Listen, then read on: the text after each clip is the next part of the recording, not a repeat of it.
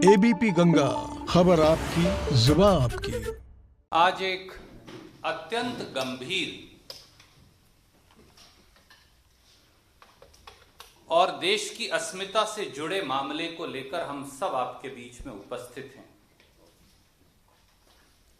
देश की राजधानी दिल्ली में किसान आंदोलन की आड़ में हुई सुनियोजित हिंसा व अराजकता के लिए सीधे सीधे गृह मंत्री श्री अमित शाह जिम्मेवार हैं।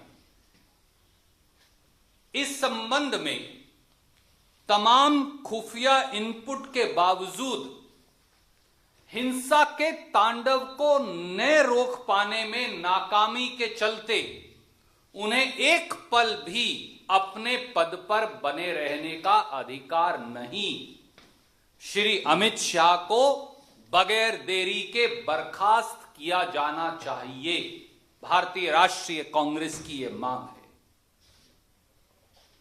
साल भर के भीतर राष्ट्रीय राजधानी में दूसरी बार हुई इस हिंसा को रोक पाने में बुरी तरह विफल रहने वाले श्री अमित शाह को बगैर देरी के गद्दी छोड़नी चाहिए।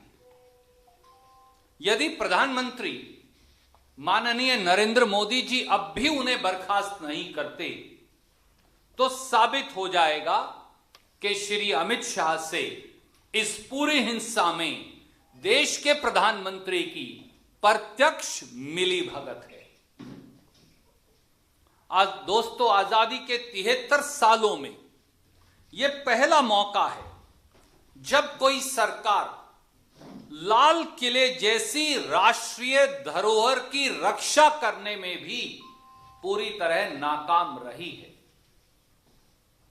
किसानों के नाम पर साजिश के तहत चंद उपद्रवियों को लाल किले में घुसने दिया गया और दिल्ली पुलिस कुर्सियों पर बैठी आराम फरमाती रही। भाजपा के करीबी और मोदी शाह के चेले दीप सिद्धू की पूरे समय लाल किले में मौजूदगी, इस उपद्रव में मौजूदगी किसान आंदोलन को बदनाम करने की एक सुनियोजित साजिश है। और अब स्थिति उल्टा चोर कोतवाल को डांटे वाली है।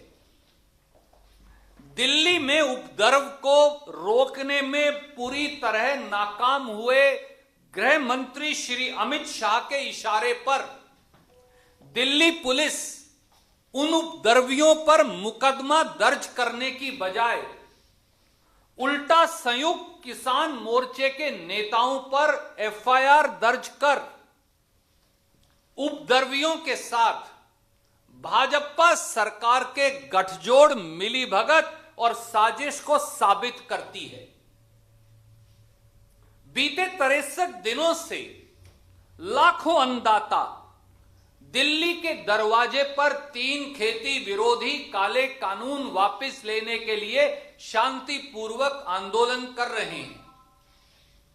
मोदी सरकार ने उन्हें रोकने के लिए आंसू गैस के गोले दागे, हड़ कपकपाती सर्दी में ठंडे पानी से वाटर कैनन चलाई, उनके रास्ते खोद दिए गए, पत्थर डाल दिए गए, ड्रेन्स खोद दी गई क्रेन्स लगाकर और बर्बर लाठी चार्ज हुआ, मगर उन्होंने उफ नहीं किया और शांति प्रिय तरीके से आंदोलन करते रहे। मगर मोदी सरकार जब उन्हें बलपूर्वक नहीं हटा पाई दोस्तों, तो उन्हें छल पूर्वक हटाने का षड्यंत्र करने लगी। मैं फिर दोहराता हूं, मोदी सरकार जब देश के लाखों किसानों को बलपूर्वक नहीं हटा पाई तो छल पूर्वक हटाने का षड्यंत्र करने लगी। पहले प्रताड़ित करो और परास्त करो की नीति। जब लाठियां डंडे बरस रहे थे तो पहले प्रताड़ित करो और परास्त करो की नीति, फिर मीटिंग पर मीटिंग पर मीटिंग कर थका दो और भगा दो की नीति। फिर किसानों में फूट डालो और आंदोलन तोड़ो की नीति। और अब अंतिम छल है, अराजकता का आरोप लगा, बदनाम करो और बाहर करो की नीति। यह है मोदी सरकार का असली षड्यंत्रकारी चेहरा। मैं फिर दोहराता हूं, पहले प्रताड़ित करो और परास्त करो, फिर मीटिंग पर मीटिंग थका दो और भगा दो, फिर किसानों में फूट डालो और आंदोलन तोड़ो, और अब आखिरी छल है, हिंसा का आरोप लगा, बदनाम करो और बाहर करो की नीति। साथियों, मैं आपके समक्ष 6-7 बिंदु रखना चाहता देश के समक्ष। सवाल यह है कि जो किसान 63 दिनों से शांतिपूर्ण आंदोलन कर रहे थे, अचानक से ऐसा क्या हुआ कि वो बिफर गए? दूसरा बिंदु, अगर सरकार 10 दौर की बातचीत करने का ड्रामा करे, किसानों की समस्याओं के समाधान की बजाय व्यवधान करे और किसान आंदोलन को बदनाम करने पर जोर रखे, तो सरकार की साजिश क्या साफ नहीं? तीसरा बिंदु, सीधा सा सवाल यह है कि 30, 40, 50 ट्रैक्टर लेकर उपद्रवी लाल किले में कैसे घुस गए?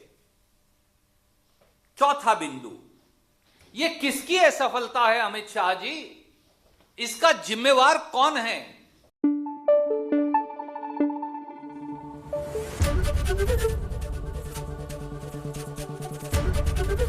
एबीपी न्यूज आपको रखे आगे।